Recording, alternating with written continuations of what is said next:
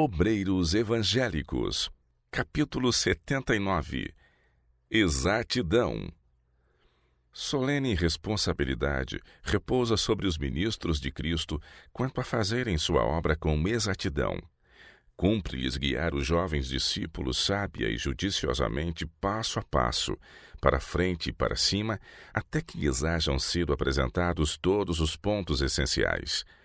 Coisa alguma deve ser retida, mas não se devem dar todos os pontos da verdade nas primeiras reuniões. Gradual e cautelosamente, tendo o próprio coração possuído do Espírito de Deus, deve o mestre proporcionar a seus ouvintes alimento a seu tempo.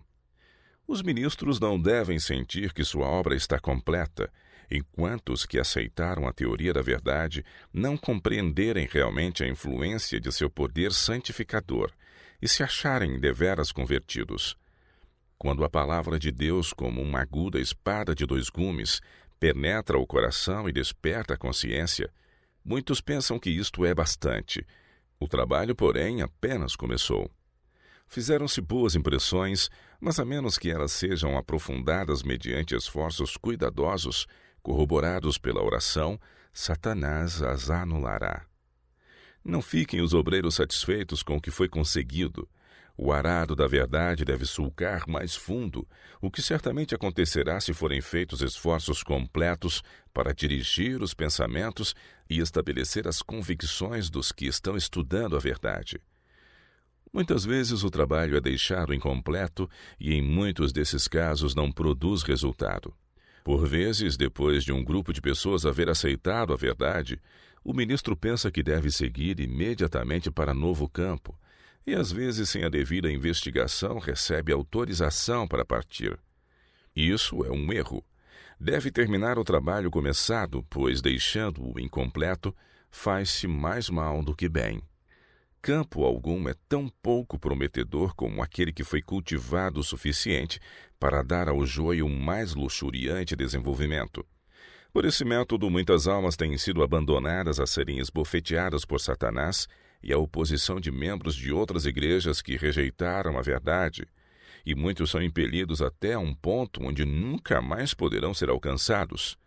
É melhor que o ministro não se meta na obra, a não ser que ele possa completar inteiramente o trabalho. Deve-se gravar em todo recém-converso a verdade de que todo conhecimento permanente só se pode obter mediante diligente labor e estudo perseverante.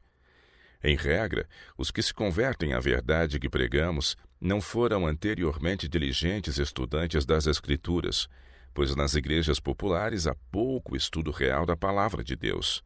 O povo espera que os ministros investiguem as Escrituras por eles e expliquem o que ensinam. Muitos aceitam a verdade sem cavar fundo para entender seus princípios básicos, e ao ser ela atacada, esquecem os argumentos e provas que as fundamentam.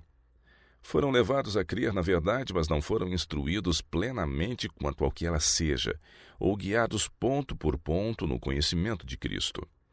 Muitas vezes sua piedade degenera numa forma, e quando já não se fazem sentir os apelos que primeiramente os despertaram, tornam-se espiritualmente mortos.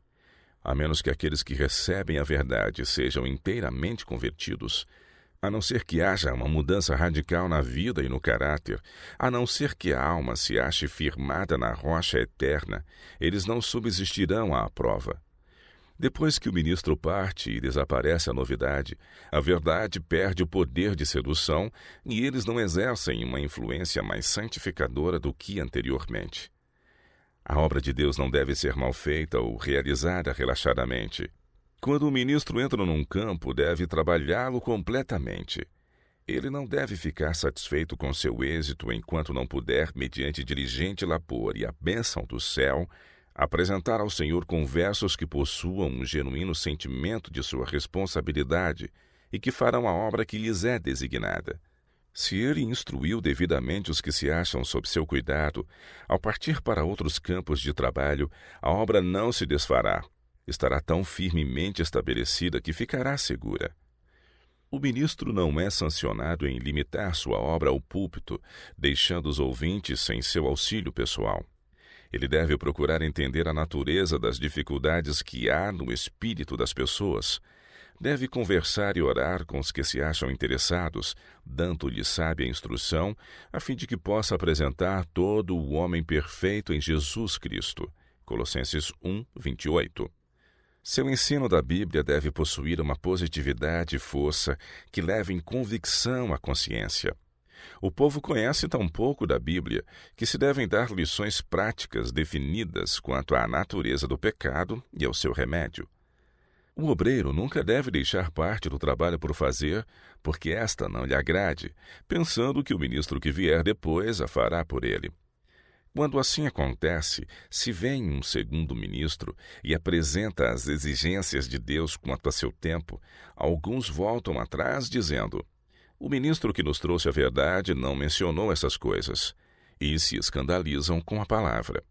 Alguns recusam aceitar o sistema do dízimo, afastando-se e não se unem mais com os que creem na verdade e a amam. Quando outros pontos lhes são expostos, dizem: não nos foi ensinado assim, e hesitam em avançar. Quanto melhor teria sido se o primeiro mensageiro da verdade houvesse educado fiel e cabalmente esses conversos quanto a todos os assuntos essenciais, mesmo que poucos se houvessem unido à igreja pelo seu trabalho. Deus ficaria mais satisfeito com 6 pessoas inteiramente convertidas à verdade do que com 60 fazendo profissão de fé, mas não estando de fato convertidas.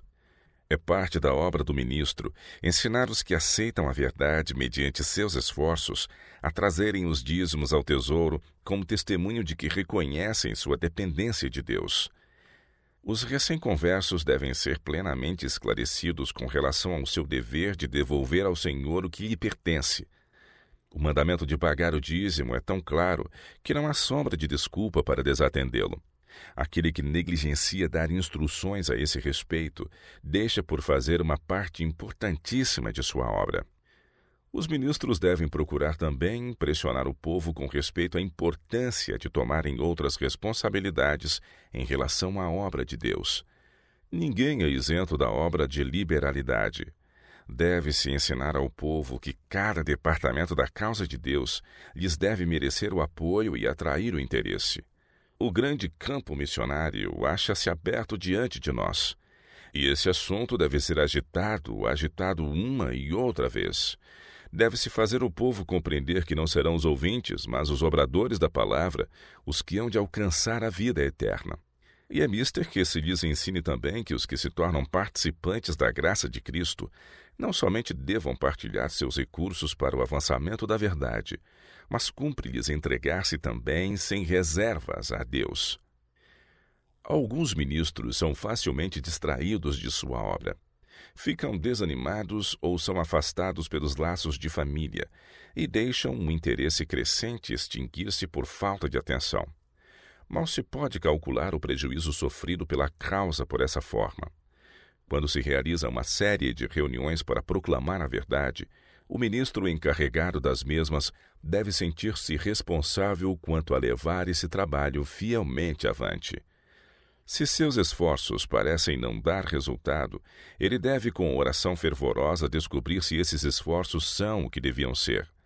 Cumpre-lhe humilhar sua alma perante Deus num exame interior e, pela fé, ater-se às promessas divinas, continuando humildemente seus esforços até sentir-se satisfeito de haver cumprido fielmente seu dever e feito tudo ao seu alcance para obter o desejado resultado. Deus não aceita o mais esplêndido serviço, a não ser que o próprio eu haja sido colocado sobre o altar em sacrifício vivo a consumir-se.